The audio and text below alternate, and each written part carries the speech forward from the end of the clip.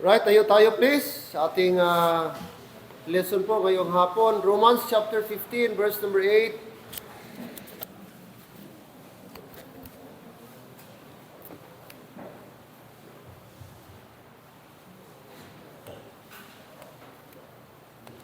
Romans 15, verse 8.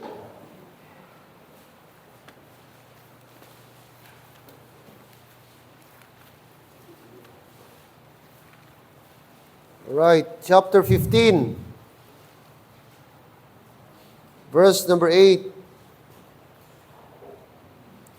15, verse number 8. Okay, basahin po natin ang verse 8. Read. Now I say that Jesus Christ was a minister of the circumcision for the truth of God, to confirm the promise made unto the fathers. Take note, Jesus Christ was a minister of the circumcision.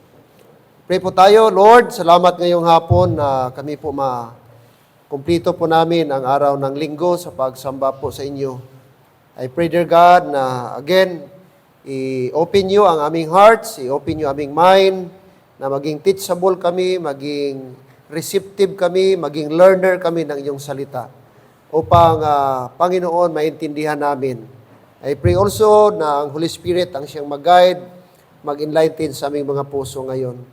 Panginoon, hindi man isang bagsak maintindihan namin ng iyong salita, but salamat po, dahan-dahan, Lord, naka-learn po kami through po sa rightly dividing the word of truth. It's my prayer na, Lord, i-increase niyo ang aming wisdom and knowledge today, na, Lord, maunawaan pa namin ang inyong mga salita, Lord, upang maging ito po ay madali naming maisabuhay.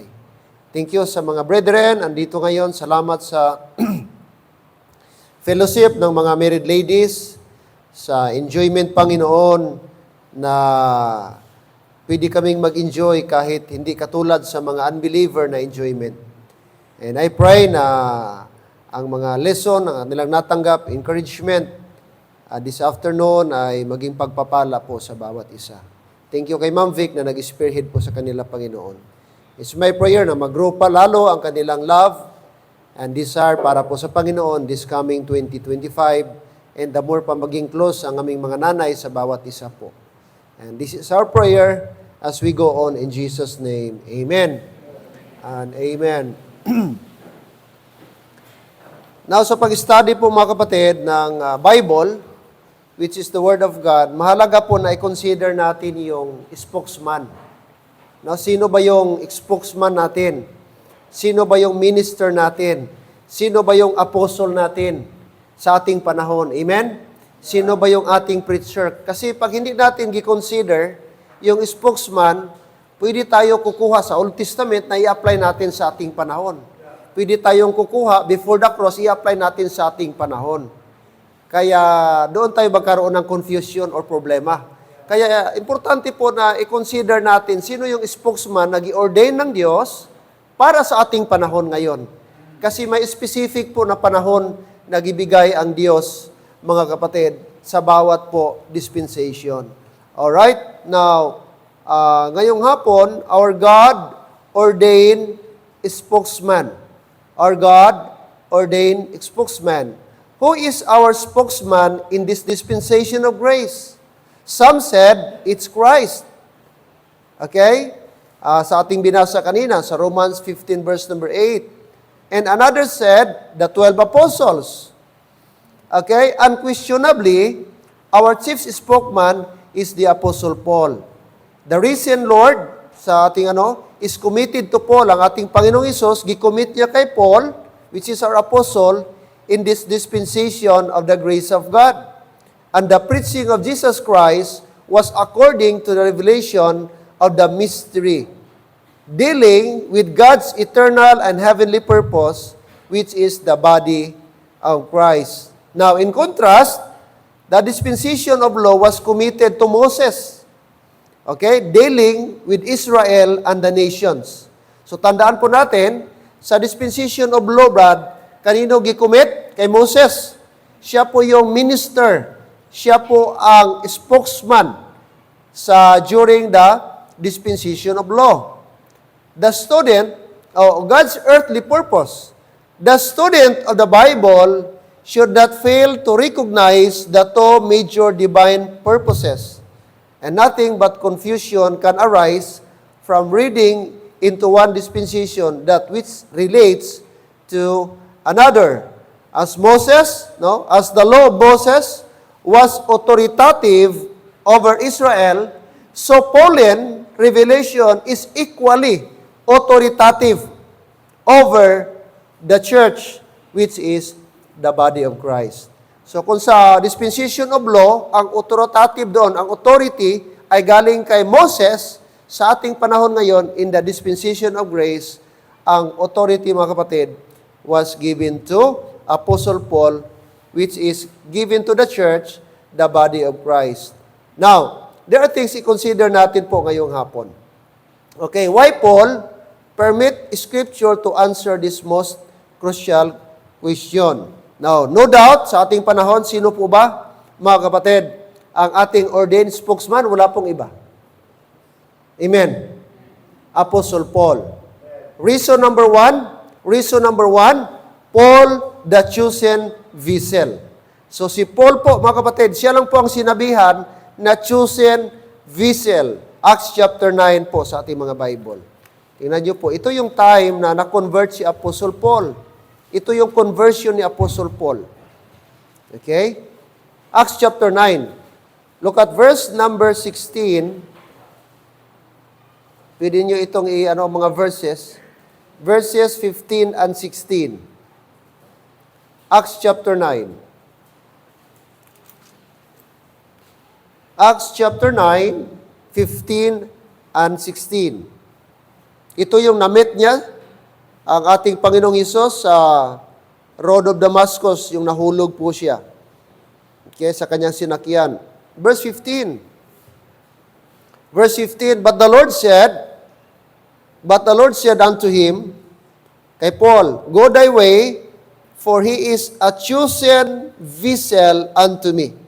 Notice that word, chosen vessel unto me, to bear my name before the Gentiles, and kings, and the children of Israel. Verse 16, For I will show him how great things he must suffer for my name's sake. So dito po sa verse number 15, anong sabi ng Diyos sa kanya? Chosen vessel, ang tawag kay Apostle Paul. Tapos ano pa? To bear my name before the Gentiles and kings and also children of Israel. So number one, Gentiles po ang na-mention dito. Okay? Pangalawa, may mga na-mention ang kings. At pangatlo, na-mention ang children of Israel. Of course, nag-ministry din si Paul sa children of Israel, mga Jew. Pero primarily talaga, siya talaga ang very specific na gi-ordain ng Panginoon na maging preacher at maging missionary sa mga Gentile people. Amen? Wala ka mabasa na chosen vessel sa 12 apostles. Never sa kanila.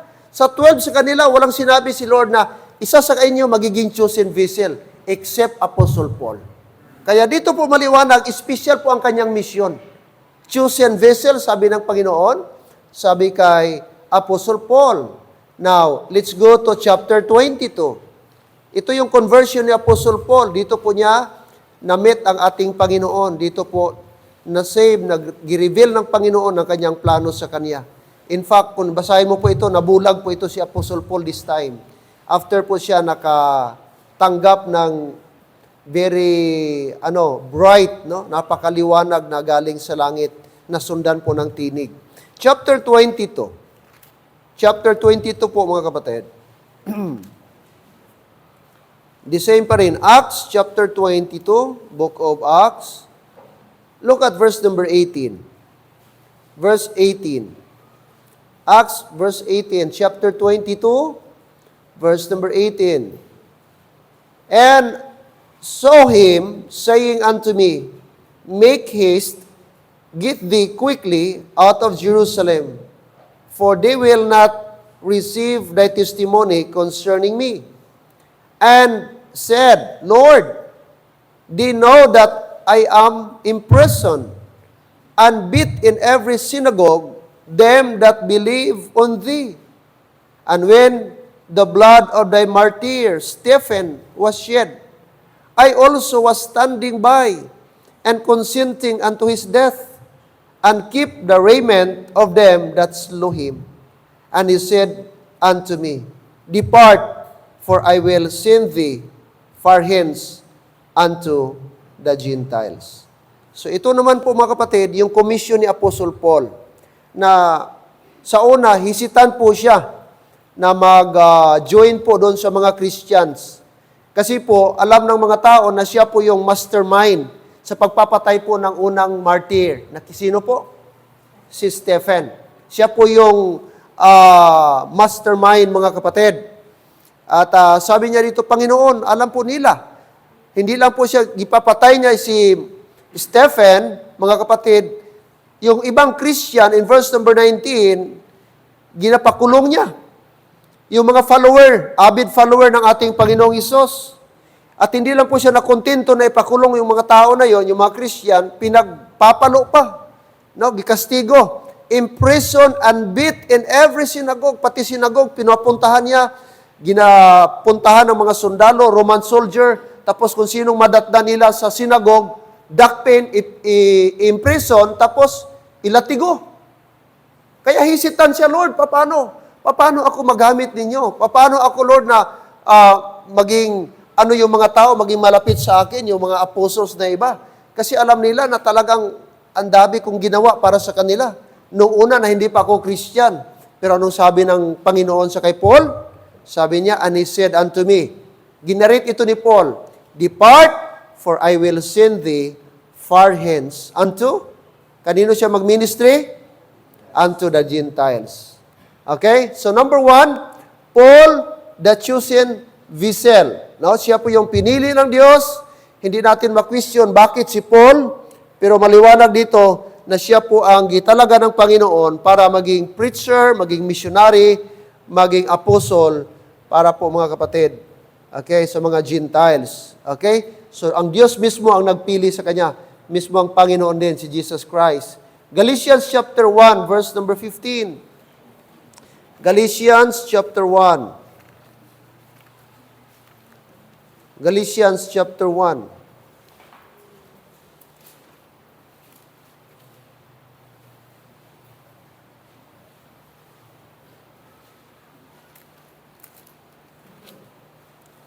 Verse 15.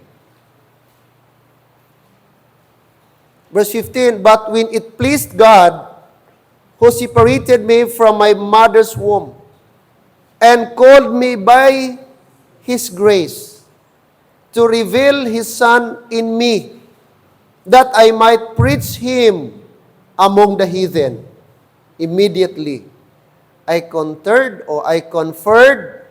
not with flesh and blood. So dito naman yung statement ni Apostle Paul, na sabi niya dito, mga kapatid, sa sinapupunan pa lang, alam niya na may panawagan na ang Diyos. Okay? At tinawag po siya sa biyaya ng Diyos, and called me by His grace. Mag-question tayo, bakit si Apostle Paul, nga murderer, bakit si Apostle Paul nag-persecute sa mga Christian, bakit si Paul pa sa daming pwedeng gawin na mga preacher or minister or apostle sa Gentiles, bakit si Paul? No? Pero hindi natin ma-question ang Panginoon, bakit siya ang pinili? Amen? Ang importante, may gigamit ang Diyos para sa mga Gentile. To reveal His Son, that is Jesus Christ, to reveal His Son in me, that I might preach Him among the heathen. Heathen means Gentile pa rin yan. Immediately, I conferred not with flesh and blood. So take note, Apostle Paul is the chosen vessel. Chosen vessel, ang Diyos ang nagpili sa kanya, Jesus Christ, mga kapatid, para po sa ating panahon ngayon. Okay, pangalawa, why Paul is an ordained spokesman? Paul was the chosen vessel. Number two reason, Paul the apostle, teacher, preacher, and minister of the Gentiles. So kanina nabasa natin may mga ilang verses, pero ito mga kapatid, dagdag ko lang, Romans chapter 11 verse 13. Romans chapter number 11. Romans chapter 11.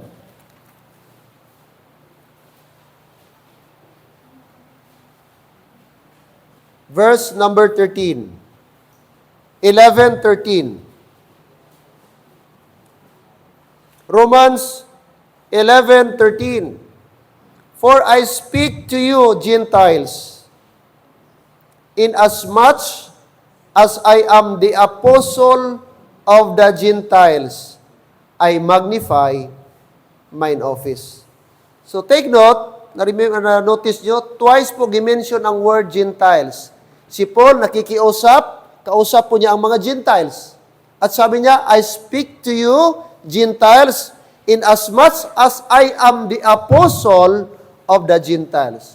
So, maliwanag ba? Si Paul ang nag-declare, I am the apostle of the Gentiles. Okay? Never mo ito mabasa sa kay Peter or sa 12 apostles. But dito kay Paul, gi-claim niya, I am the apostle of the Gentiles. Tanong, Gentiles ba tayo? Gentiles ka ba? Oh. Amen. Very clear, no doubt. Ano ang ibig pagsabihin Gentiles, di tayo ma-confuse? Pag di ka Hudyo, automatic Gentile ka. Okay? Okay, Gentile. Kahit ano pang lahi mo, European ka man, American ka man, Gentile, in general, ang tawag sa atin mga Gentile.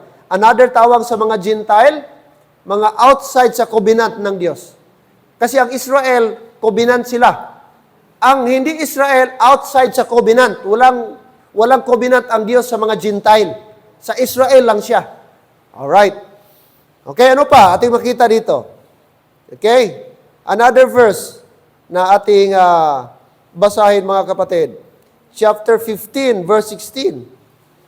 Romans 15, verse 16. Bakit importante na pag-aralan natin ang ating spokesman? Importante ito. Kasi para malaman natin kung kanino tayo dapat, anong mga learning, anong mga teaching ang dapat nating sundin sa ating panahon. Alright. Okay. Acts 15, 16. 15, 16. Basahin po natin, verse 16. Ready? Go. That I should be the minister of Jesus Christ to the Gentiles, ministering the gospel of God, that the offering of the Gentiles might be acceptable, being sanctified by the Holy Ghost. So underline the word that I should be the minister of Jesus Christ to the Gentiles. So sino ang minister sa mga Gentiles?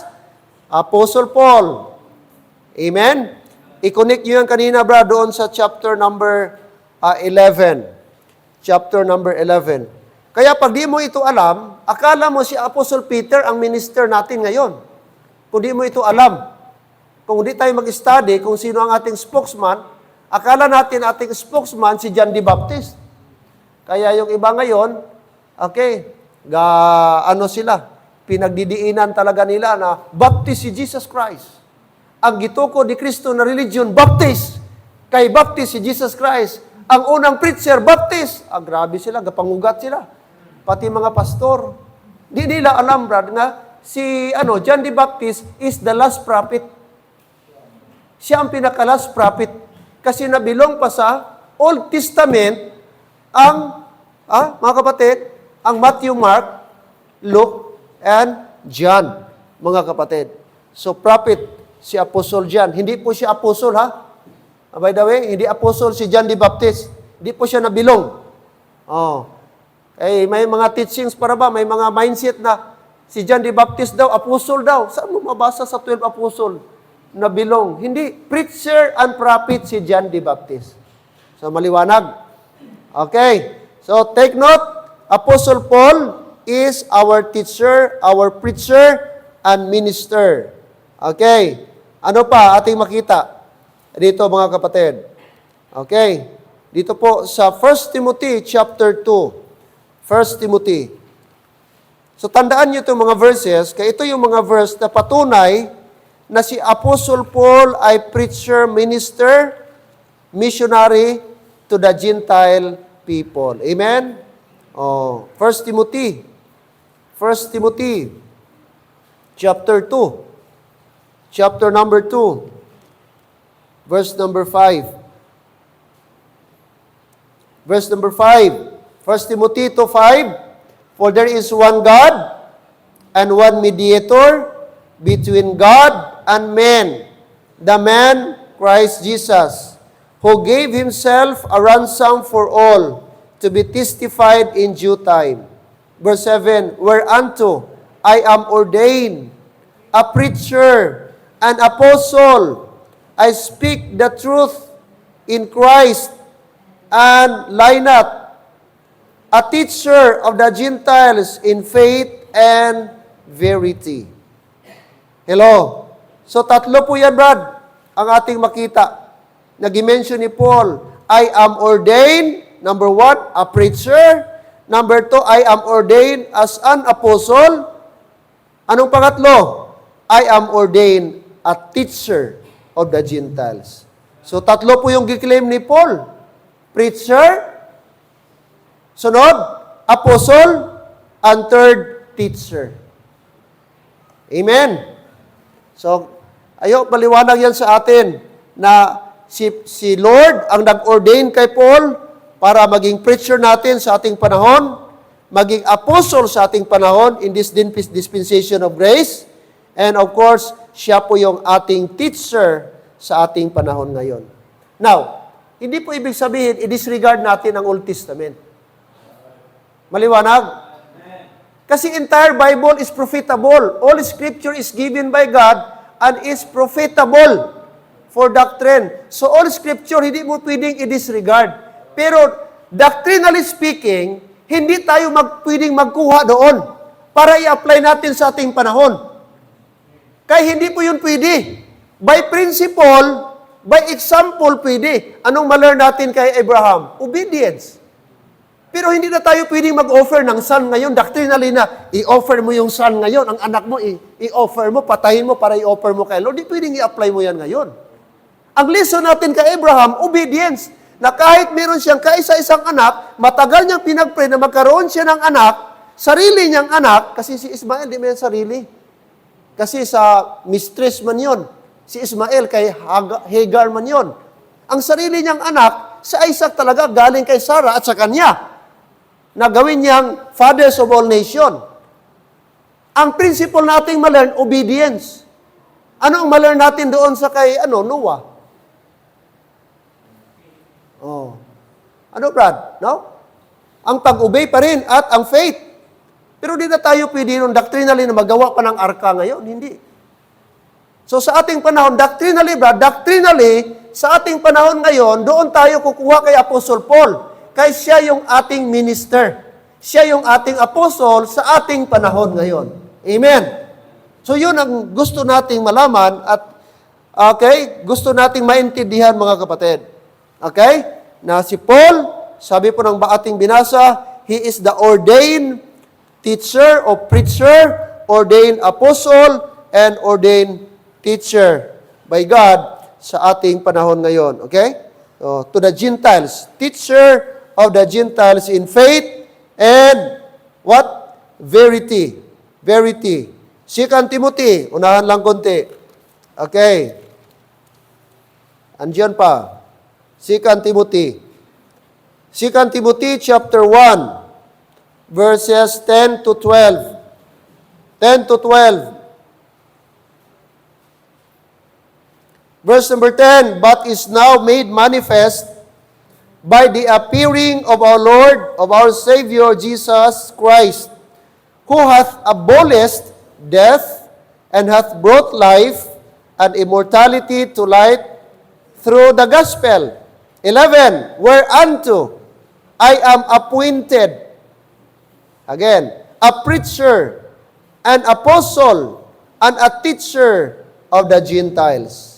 For the which cause I also suffer these things. Nevertheless, I am not ashamed, for I know whom I have believed, and I am persuaded that He is able to keep that which I have committed unto Him against that day. Kanina, sa 1 Timothy, anong gigamit na word? I am ordained.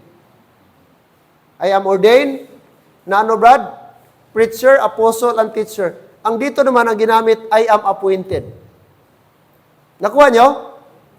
Appointed ang ginamit dito, I am appointed. Giklaim ni Paul na ang nag-appoint sa kanya ay hindi kung sino man. But sabi niya, I am appointed.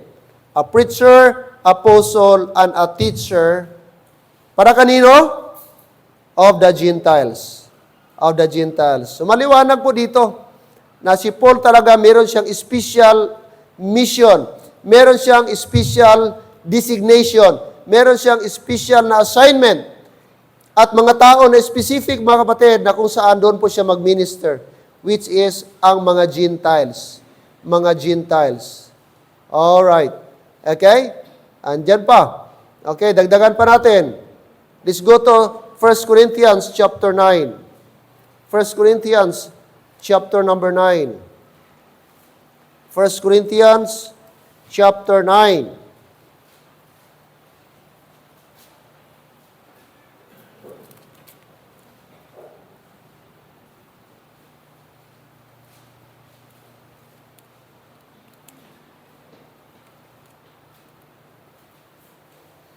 First Corinthians chapter 9, look at verse 1 and 2. Am I not an apostle?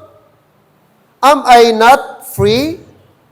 Have I not seen Jesus Christ? Kasi may nag-question sa kanyang apostleship. Kaya sinagot ni Paul ito. Have I not seen Jesus Christ, our Lord? Are not ye my work in the Lord? If I be not an apostle unto others, yet doubtless I am to you. For the seal of mine apostleship are ye in the Lord. So dito maliwanag, nag-claim ni Paul na ang kanyang apostleship ay galing mismo sa Diyos. Nakita niya ang Diyos. Okay? Ang requirement kasi, no, na maging apostle ka, nakasama mo si Jesus Christ, naka-witness ka sa resurrection. Okay? So yan po, mga kapatid, ang requirements para po maging apostle. Now, why? Okay? Paul is our God-ordained spokesman. Why? Reason number 1, Paul the chosen vessel. Number 2, Paul the apostle is our teacher, our preacher, and minister of the Gentiles. The third reason is that the gospel of the grace of God committed to Paul. Amen? The gospel of the grace of God committed to Paul. So kay Paul po gi-commit, gi-entrust ang gospel of the grace of God. Galatians chapter 1. Galatians chapter 1. Galatians chapter 1.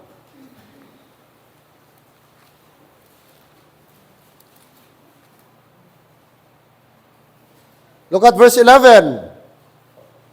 Verse 11. Galatians 1:11. But I certify you, brethren, that the gospel which was preached of me is not after man. Take note, ang kanyang gospel na gi-preach, hindi po galing sa tao. Verse number 12, For I, si Paul, neither receive it of man, hindi niya natanggap galing sa kanino mang tao. Hindi ito ipinasa ng tao o ng ibang tao sa kaniya. Or, sabi pa niya, neither was I taught it. Hindi din ako tinuruan. Itong gospel na aking natanggap, sabi ni Paul. But by, take note, paano niya natanggap ang gospel? But by the revelation of Jesus Christ. In other words, ang gospel ay direct, galing sa Panginoon, direct kay Apostle Paul. Hindi po natanggap niya galing sa 12 apostles. Hindi po gipasa sa kanya galing kay John the Baptist. Hindi po galing kay Matthew ang gospel na tinuro ni Paul. But sabi niya, but by the revelation of Jesus Christ. Amen. So kay special po ito. Si Paul lang po mga kapatid, ang binigyan po. Si Paul lang, kay Paul lang, gi-reveal itong gospel of the grace. Wala na pong iba. Siya lang talaga isa. Nag-iisa lang po, mga kapatid, ang ating makita na na binigyan po ng gospel of the grace of God. Okay? So, maliwanag po dito. Sabi dito, the gospel, I certify you, brethren, that the gospel which was preached of me is not after man. Okay? After man. So, maliwanag. Okay, ano pa? Look at chapter 2. Sa unahan lang po. Chapter 2. Chapter 2. Look at verse 7. Verse number 7. Verse number 7. But contrariwise, verse 7, when they saw that the gospel of the uncircumcision was committed unto me, as the gospel of the circumcision was unto Peter. So dalawa po dyan. Dalawang gospel po ang gimension dito ni Paul sa verse 7. Anong klaseng gospel? Number 1, gospel of the uncircumcision. At saka, gospel of circumcision. Now, ano po itong gospel of uncircumcision? Ang tawag kasi sa mga Gentile, mga uncircumcised. Kasi ang mga Israelite, mga kapatid, meron silang tradition, practice, custom, na 8 days ang mga bata is-circumcised na. 8 days old. Imagine, pula pa.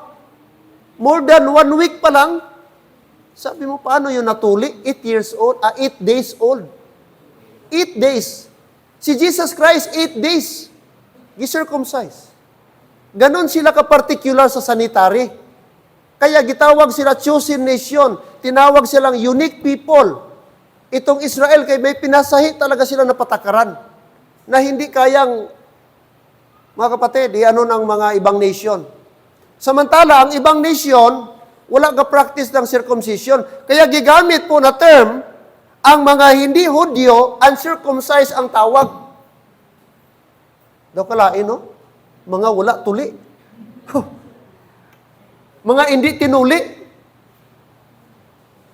Gamay pa ko, may grupo sa mga Ilocano dire, magpastos ang kalabaw. Tapos dito naman, mga grupo sa Ilonggo. Abot yun na guro. Oo, ginasunlog. Ga-joke-joke tong leader-leader namon. Nagira daw sadto. Gira daw, mga kapatid.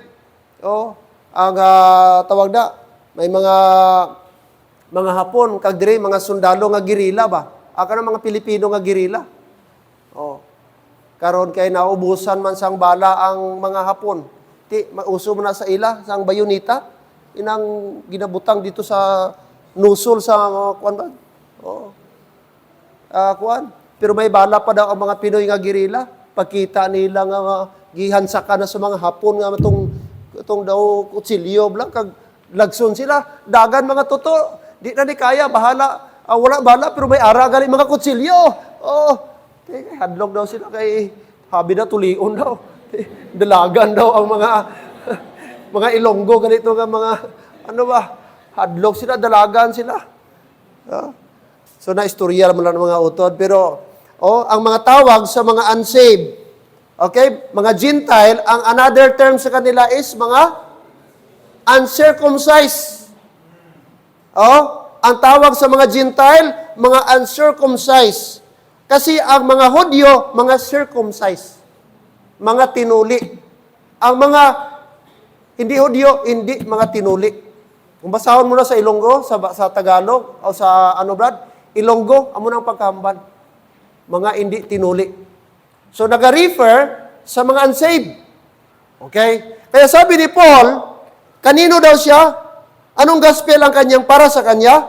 But contrariwise, when they saw that the gospel of the uncircumcision was committed unto me. So, kanino gi-commit ang gospel of uncircumcision? Kay Paul. So, balit, ang gospel of circumcision, which is nag-refer sa mga Hudyo, was unto Peter.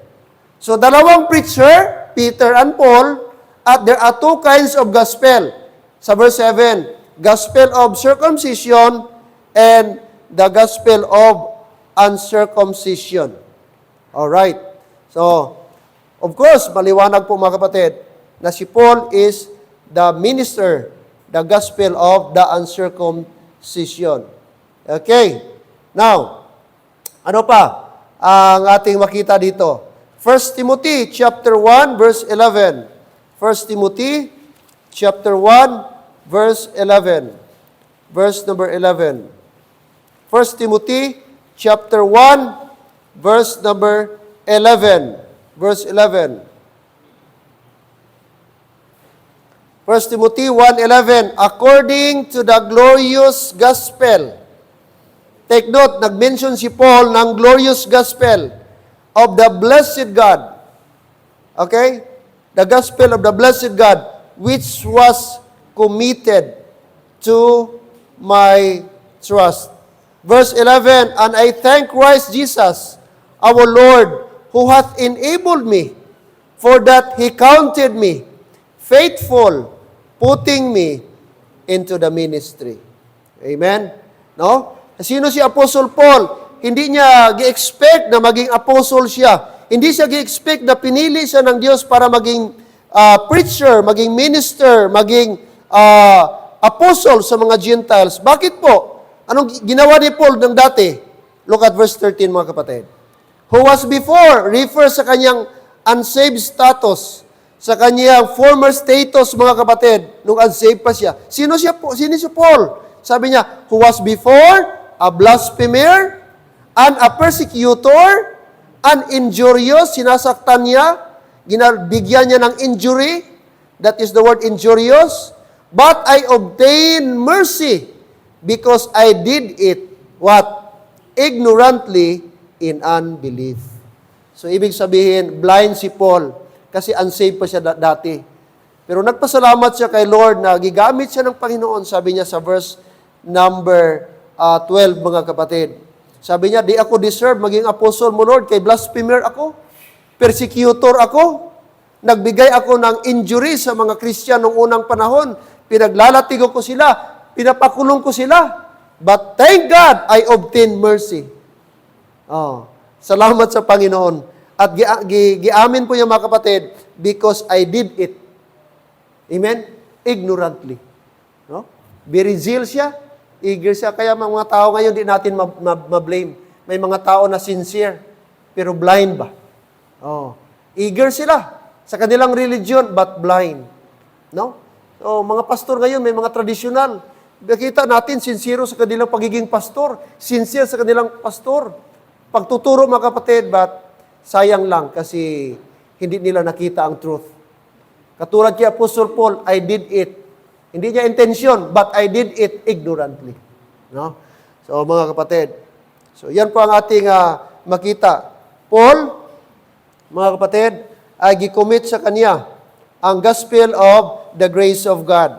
Look at Acts 20:24. Ito yung pinaka final nga ating makita talaga na very clear, mga kapatid. Anong sinabi ni Paul dito? Acts 20:24. Acts 20:24. Acts 20, verse 24. Tingnan niyo po, atin pong basahin ang verse 24. Ready, go. But none of these things move me, neither count I my life dear unto myself, so that I might finish my course with joy and the ministry which I have received of the Lord Jesus, to testify the gospel of the grace of God. Underline the word, to testify the gospel of the grace of God. So, sino ang binigyan ng task to testify the gospel? First of all, walang iba. Si Apostle Paul. Kaya, wala tayong makitang iba, mga kapatid, na binigyan po ng authority, okay, na mag-testify ng gospel except Apostle Paul. Never mo ito mabasa kay Matthew, kay Mark, sa ibang apostle, kay Andrew, kay Nathaniel. No, but only Apostle Paul, mga kapatid. Okay? To testify the gospel of the grace of God. This is the first time na na-mention sa Book of Acts ang gospel of the grace of God. Okay? The gospel of the grace of God. So why Apostle Paul? Why Apostle Paul is our God-ordained spokesman? Number one reason, Paul was the chosen vessel. Second, Paul, the apostle, the teacher, the preacher, and minister of the Gentiles. Third reason, Apostle Paul, or the gospel of grace, was committed to Apostle Paul. Wala na pong iba. Nagbinigyan ng commission para mag-testify ng gospel of the grace of God. Wala except kay Apostle Paul. Amen? Ephesians chapter 3, verse number 8. Ephesians chapter number 3, verse number 8. Ephesians chapter 3, verse number 8.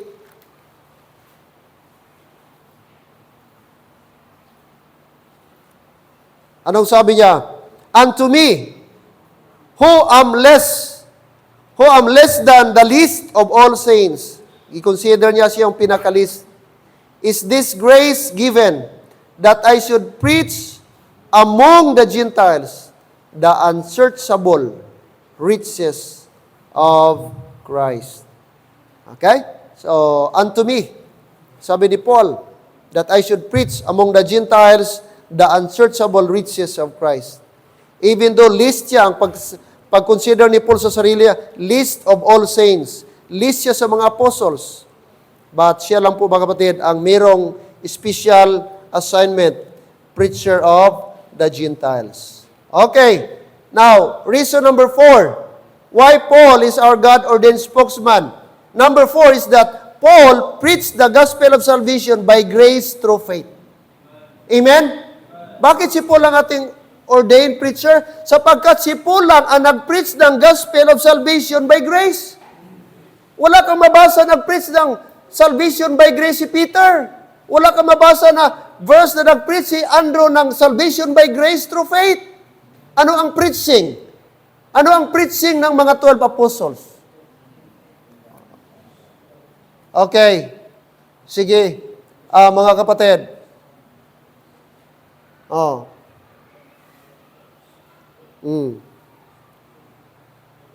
Okay, tingnan muna natin dito.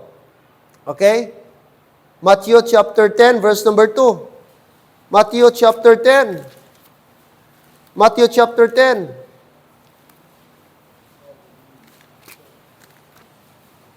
Oh.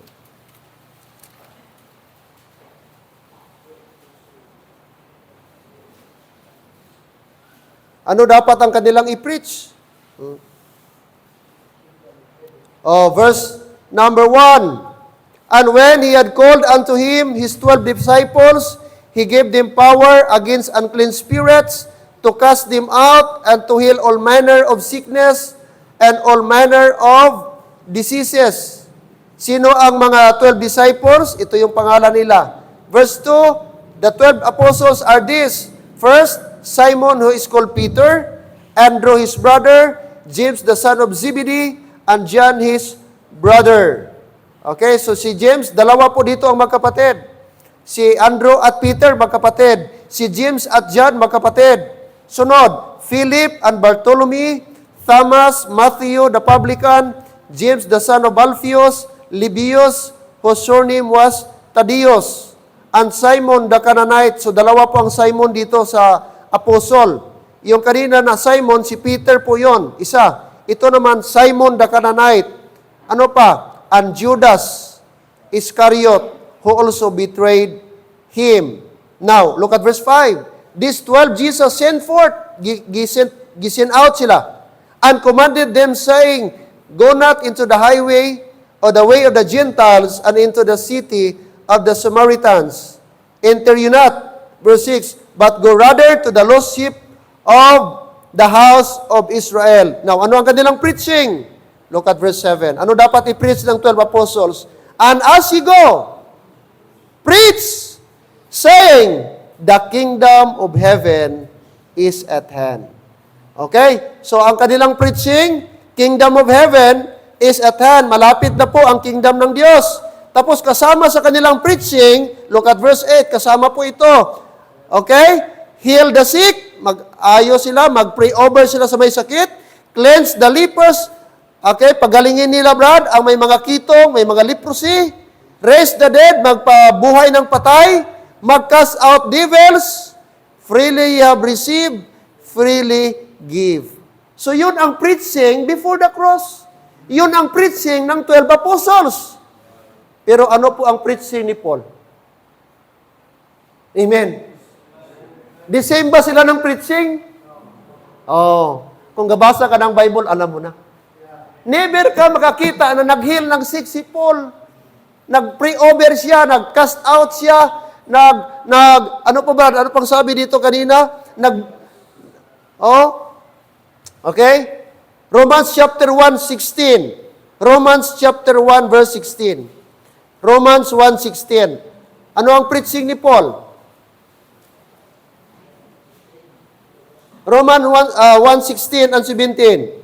For I am not ashamed of the gospel of Christ, for it is the power of God unto salvation to everyone that believeth, to the Jew first, and also to the Greek. Verse 17, for therein is the righteousness of God, revealed from faith to faith, as it is written, the just shall live by faith. So yun ang preaching ni Paul.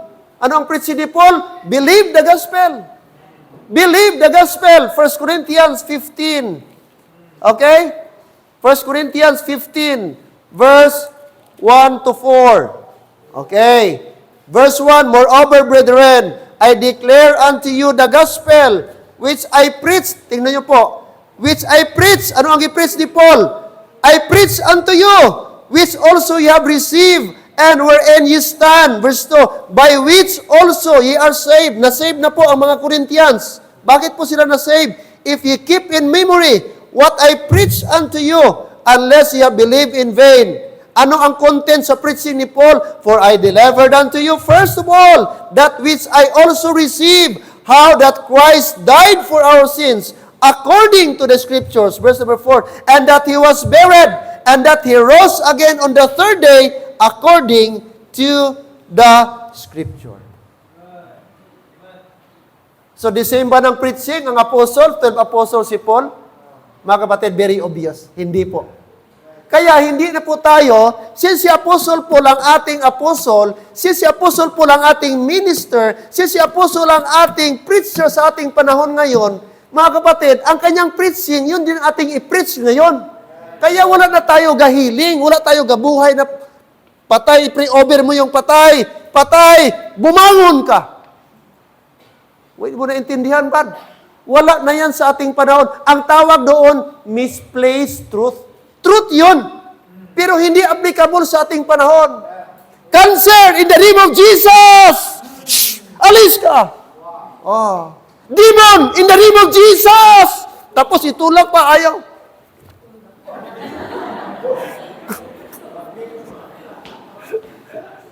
May nakita ko sa social media, Brad, pastor naghiling-hiling. Dugay, ano? Tapos, dapalo din. Why nagtalab ang power ni pastor? Miskan ano niya ka, ano niya, tapos, ano niya, ipang, itiklo niya lang, ugot na siya, bakit?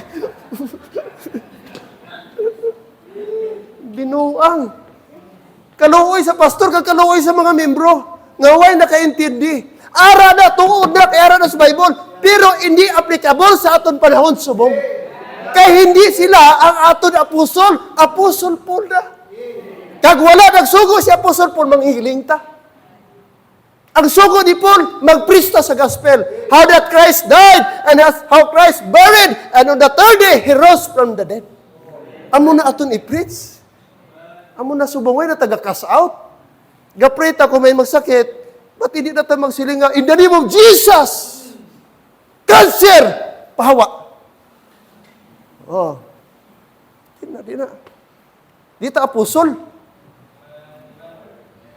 Di kasi Peter. Mga serpents, mga una, Brad, kahit kagatin sila, di sila mapuison. Basta, yan ang isa sign nila na sila pinadala sa Ginoo. Nakabuhi sila patay. Si Peter, mga kapatid, no? Si Peter, gipandungan lang yaban, mga panyo lang ganito. Ang iban, anino lang. Pag agi ni Peter, tanang niya may sakit ba? Nagkalaayo. Hamakon mo na, anino lang ni Peter. Sabi pa niya, pagpunta nila sa temple, may nasugata ka, lumpo. Sabi niya, nangayo sa limos. Kaya expect something yatag. Sabi niya, silver and gold have I none. But in the name of Jesus Christ of Nazareth, rise up and walk. Automatic nakatindog. Sino niya? Walking and leaping and praising God. Walking and praising and leaping and praising God in the name of Jesus of Nazareth. Rise up and walk. Amen? Ganon katindi noong unang panahon. Kasi ganon ang power gibigay ni Lord sa kanila. Pero sa atin ngayon, wala na. Hindi na yan applicable sa ating panahon.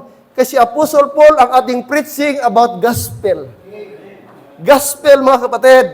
So, hindi mo pwedeng kunin doon at ilagay dito. Kasi Apostle Paul ang ating apostle sa ating panahon. Amen?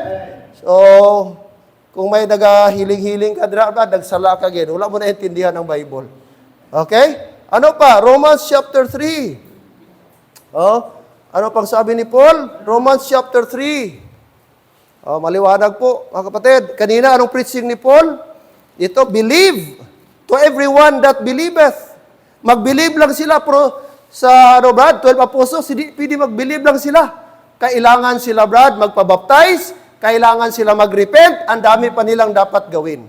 Kasi without remission of sin, mga kapatid, okay? Without, dili ba sila mabaptize, there is no remission of sin. Acts 2:38 po yan. Makita po natin. Okay, anong sabi ni Paul? Romans chapter 3. Romans chapter number 3. Romans chapter 3. Verse number 10. As it is written, sabi ni Paul, there is none righteous, no, not one. Wala kahit isa. Verse 23. Why? For all have sinned and come short of what?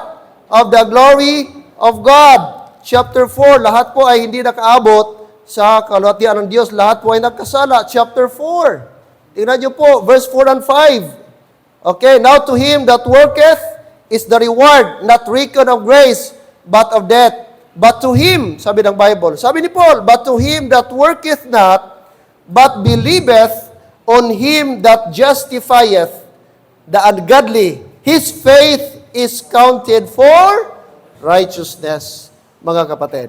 Okay? So maliwanag na magkaiba po ang preaching ni ni Apostle Paul at 12 Apostle. Even si Jesus Christ, tingnan nyo po, even ang preaching ni Jesus Christ, iba din po compare kay Apostle Paul. Tingnan nyo po, Mark chapter 1. Mark chapter 1. Even Jesus Christ, hindi po siya nag-preach ng gospel of grace. Akala nyo, ang preaching ni Jesus Christ, same sila kay Apostle Paul. Hindi po, mga kapatid. Okay, so at least maliwanag po yan sa atin. Okay, look at verse 14. Verse 14 and 15. Mark chapter 1, verse 14 and 15. Let's read, please. Ready, go. Now, after that, John was put in prison. Jesus came into Galilee, preaching the gospel of the kingdom of God, and saying, the time is fulfilled, and the kingdom of God is at hand. Repent ye, and believe the gospel. So, anong gospel itong i-believe nila? Gospel of the kingdom of God. So, anong kasama, Brad? Repentance. Mag-repent sila. Okay? So, hindi gospel of grace ang gi-preach ni Jesus Christ dito. Gospel of the kingdom. Iba ang gospel of the kingdom, iba ang gospel of the grace of God. Ang gospel of the kingdom focus earthly. Gospel of the grace of God. Okay? Sa gospel of the kingdom of God, para ma-save ka, dapat kasamang baptism. Kasi pag hindi ka ba-baptize, sabi po ng Brad? Okay? Sabi po ng Mark 16:16 at saka Acts 2:38, dapat kasama po ang baptism. Tapos, mga signs and wonders. Kasama sa gospel kingdom, mga signs and wonders. Kaya may mga healing sila, may mga speak in tongues sila, kay kasama yan sa gospel of the kingdom. Okay? Kasama po yan mga hiling-hiling mga kapatid. Pero sa gospel of the grace, ang requirement, walang iba. Amen? Believe lang. Gospel of the kingdom, ang dami mong gawin, Brad. Okay? But sa gospel of the grace, isa lang requirement, believe the gospel. Believe the gospel. Amen. Praise the Lord, no? So napakaganda po mga kapatid, no? Na ating makita dito na magkaiba po ang preaching, okay? All right. Okay. Another thing, Matthew chapter 3. Matthew chapter 3. Matthew chapter 3. Si Jesus Christ, ano ang preaching niya? Gospel of the kingdom. So ang gi-preach niya is gospel of the kingdom. The kingdom of heaven is at hand. No? The kingdom is to be fulfilled. Oh. Ito naman, tandaan nyo, ito naman si John the Baptist. Matthew chapter 3. Oh. Matthew chapter 3. Look at verse 1. In those days came John the Baptist preaching, take note, preach din si John the Baptist, preaching in the wilderness of Judea. Ano ang kanyang preaching? And saying, repent ye, for the kingdom of heaven is at hand. So, halos similar lang. Ang 12 apostles, repent for the kingdom of heaven. Jesus Christ, repent for the kingdom of heaven. John the Baptist, repent for the kingdom of heaven is at hand. Okay? So, halos pari-pareho sila. John the Baptist, 12 apostles, Jesus Christ. Mga kapatid, si Paul lang talaga ang nag-preach about gospel of the grace of God. At ang gospel of the grace of God, wala kang ibang gawin but to believe the gospel. Amen? Yung ginawa ni Jesus Christ doon po sa cross. Okay? Pang-apat at panghuli. Amen? Okay, bakit si Paul ang ating God-ordained spokesman? Number 1, ano yon? Paul, the chosen vessel. Number 2, Paul, the apostle, our teacher, preacher, and minister of the Gentiles. Third, the gospel of the grace of God committed to Apostle Paul or to Paul. Pang-apat is that Paul preached the gospel of salvation by grace through faith. Siya lang ang nag-preach that salvation is by grace through faith. At panglima, mga kapatid, the mystery, God's eternal heavenly purpose revealed through Apostle Paul. Ang mystery ba? Gireveal lang kay Paul. Wala sa ibang apostle. Ano ang mystery? Body of truth. Yung mystery. Body of truth ang tawag. Na wala doon sa iba, wala gireveal sa iba, kay Paul lang po mga kapatid.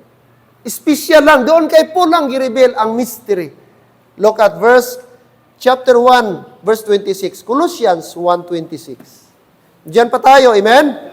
I hope ga-enjoy tayo mga kapatid, no? Na mag-study sa Word of God. Kasi, sa totoo lang mga kapatid, yung mystery nung una, di ko naintindihan, ano yung mystery gi-mention sa Bible? Body of truth pala yun, no? Na doon lang gi-reveal kay Apostle Paul, mga kapatid. Okay, 26. Colossians 1:26. Let's read. Colossians 1:26. Ready, go. Even the mystery which hath been hid from the ages and from generations, but now is made manifest to, kanino? His saints. So, through Apostle Paul. So, ito daw mystery, na-hid ito. Naka-hide ito mga kapatid from ages. Wala ito, hindi ito revealed. Nakatago po ito. From generation to generation, wala ito nag-reveal. But now, sabi ni Paul, is made manifest to His saints. Oh? Verse number 27, to whom God would make known what is the riches of the glory of this mystery among the Gentiles, which is Christ is in you, the hope of glory. Wow, ang riches mga kapatid, no? The riches of the glory. Itong mystery na ito mga kapatid. Imagine mo, wala gi-reveal ito kay Abraham, wala ito na-reveal kay Isaac, hindi ito na-reveal sa mga patriarch, sa mga kings, kundi sa ating panahon lang. Di ba napaka-special po natin? So number 1, ating makita, okay, hid from ages and generation. Itong mystery, nakahid ito from ages and generations. Gi-reveal lang kay Apostle Paul. Ephesians 3:5. Ephesians chapter 3, verse number 5. Okay? Ephesians chapter 3, verse number 5. Ephesians 3, verse number 5. Okay? Which in other ages, underline this phrase, was not made known. Okay? Was not made known. Verse number 4, whereby when ye read, ye may understand my knowledge in the mystery of Christ. Nag-mention si Paul ng mystery. Ano yung mystery of Christ? Which in other ages was not made known. Wala gi-reveal. Unto the sons of men, sa mga tao, as it is now revealed unto His holy apostles and prophets by the Spirit. Okay? So dyan po mga kapatid, makita natin. Okay? Gimension ni Paul sa verse number 5, was not made known. Wala gi-declare sa mga apostles, mga kapatid, sa mga prophets, but during sa time lang ni Apostle Paul. Hid. No? Look at verse number 9. Verse 9. And to make all men see what is the fellowship of the mystery, which from the beginning, sa umpisa pa lang, of the world hath been hid. Nakatago ito in God, who created all things by Jesus Christ. So nakatago itong body of truth. No? Wala ito naka-reveal, mga kapatid, even before the world began. So take note, hindi ito nakita ng nila Peter, mga kapatid, ng mga patriarch, sa mga unang believers sa Old Testament, kundi gi-reveal lang ito kay Apostle Paul. No? Keep secret. Romans 16:25. Romans 16:25. Romans 16:25.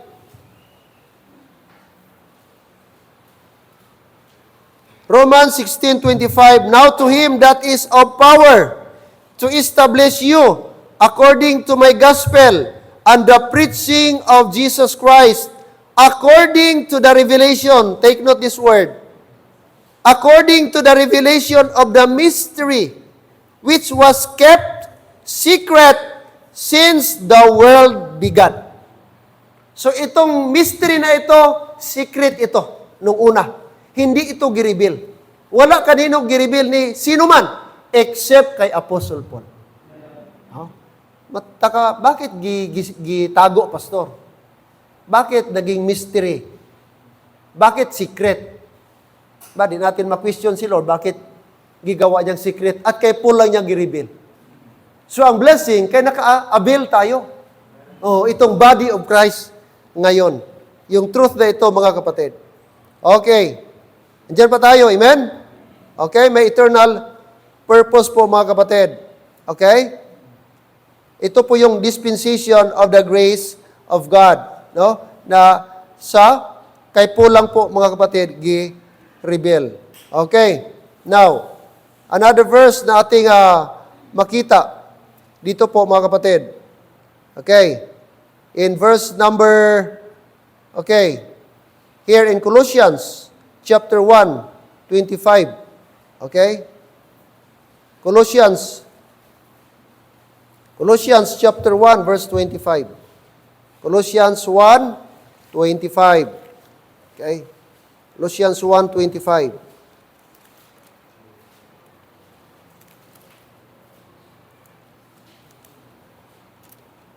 Colossians 1:25. According to Colossians 1:25 and 26, whereof I am made minister, according to the dispensation of God, which is given to me for you, to fulfill the word of God, even the mystery, which hath been hid from ages and from generations, but now is made manifest to his what?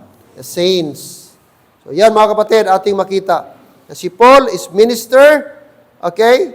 Minister according to the dispensation of God, which is given for you.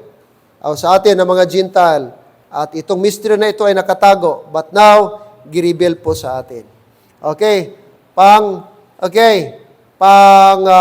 Anim and last mga kapatid.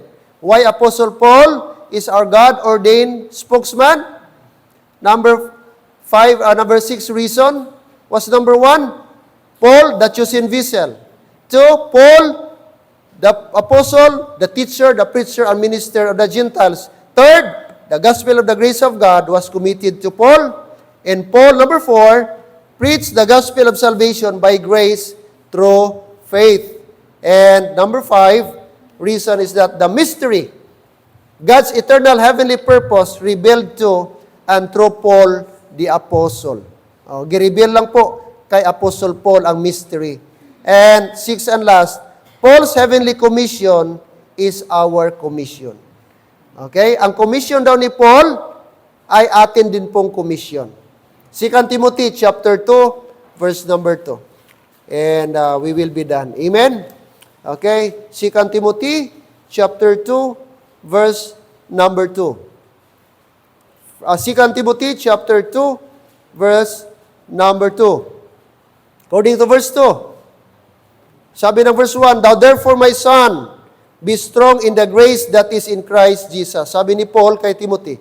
Ano ang sabi niya kay Timothy? Verse 2, And the things that thou hast heard of me among many witnesses, the same commit thou to faithful men, who shall be able to teach others also.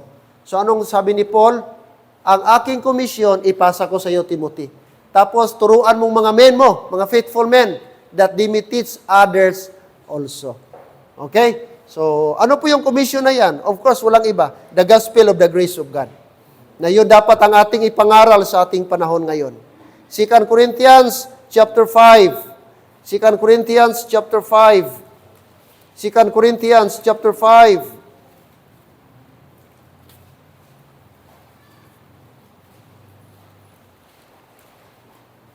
I hope di tayo maging tamad sa pag-upi ng Bible. Amen? Kaya importante magdala tayo ng Bible. Kung wala kang Bible, hirapan ka mga kapatid. Hindi mo ma-enjoy ang ating binabasa. Tingnan niyo po ang verse 14. Verse 14. Ano sabi ni Paul? For the love of Christ constraineth us, because we thus judge that if one died for all, then we are dead. 15, And that he died for all, that they which live should not henceforth live unto themselves, but unto him which died for them and rose again.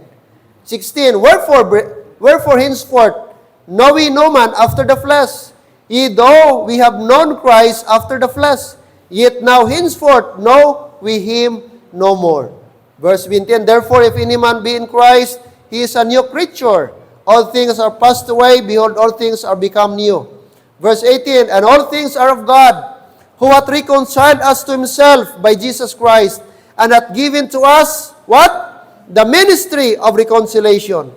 19, To wit, that God was in Christ, reconciling the world unto himself, not imputing these trespasses unto them, and hath committed unto us, what? The word of reconciliation. Verse 20, Now then, we are ambassadors for Christ, as though God did beseech you by us.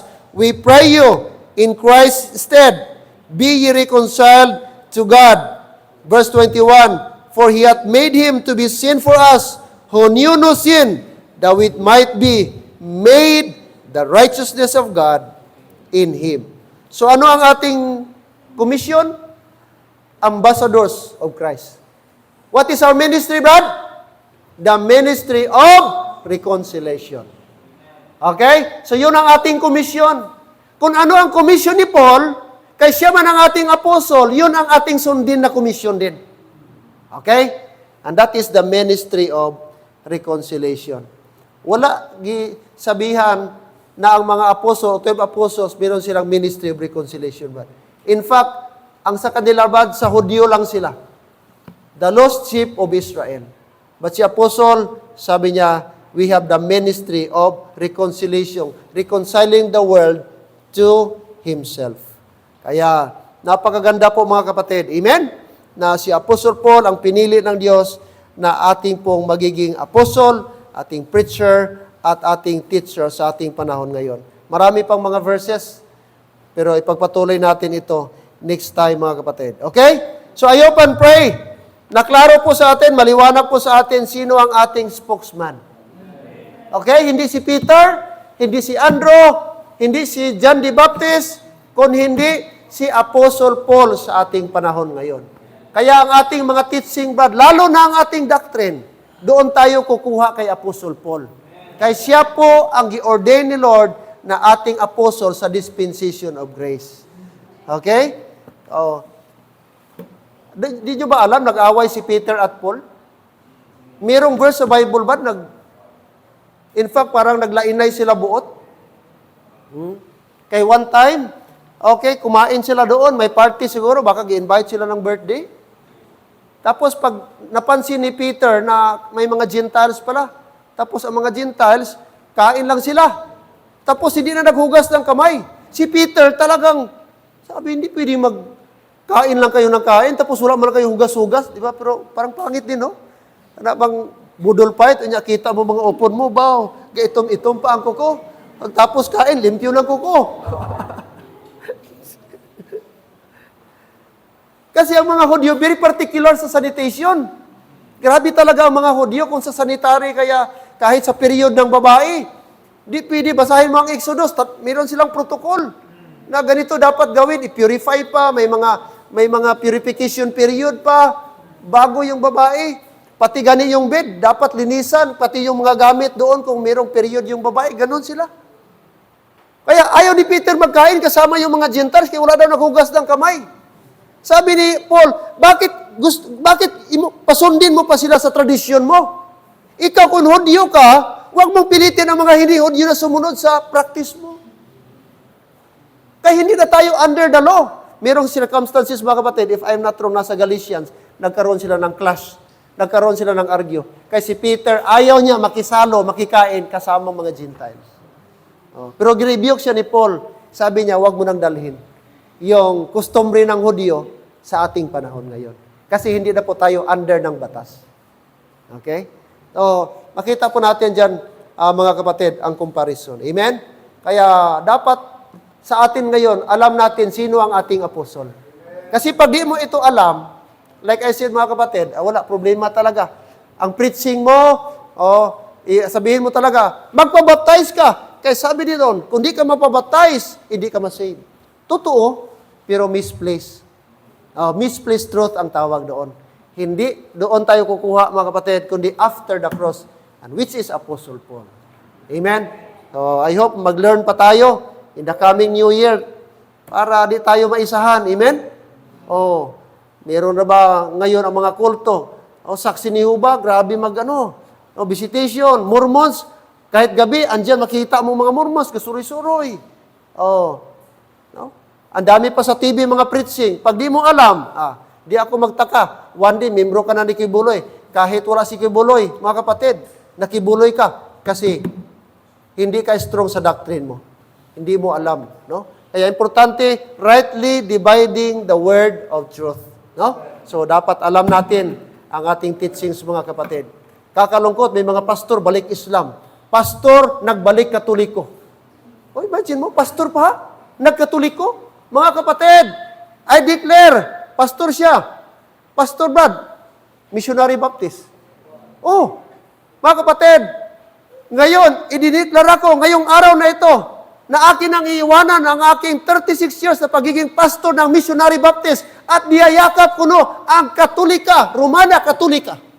Grabe, gasakit dughan ko. I don't know kung for content lang, kung totoo. Pero pastor siya for 36 years, missionary Baptist. Gibiyanan ni Brad, at niyayakap ko ang turo ng Romana Iglesia Katolika. Grabe. Wa gyud to kaintindi, basin di gito luwas. Kaya kung luwas ka 36 years, imagine, nagpastor ka 36 years. Nag-Bible school ka pa? Tapos karon nagkatoliko ka, binuang. Nung klase ka nga, huwag ka gikaintindi sa pulong sa Dios.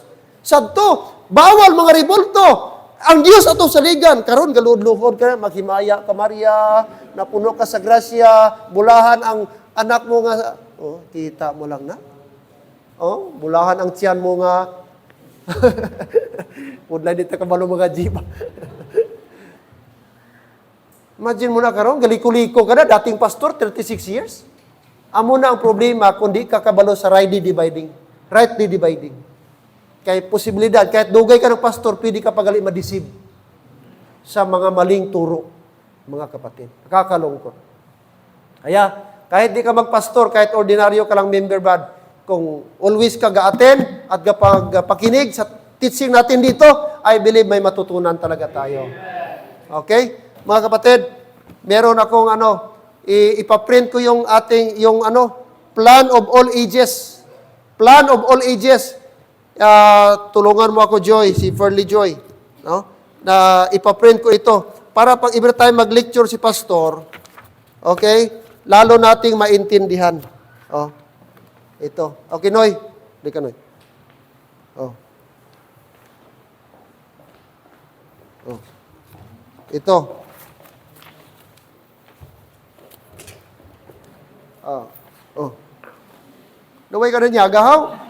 Ano man nga. Oh, ito yung ipatarpulin ko. Mga 10 feet ito, 3 by 10. Oh. So dito po yung plan. Now from Genesis, lapit tayo roon. Oh, yan.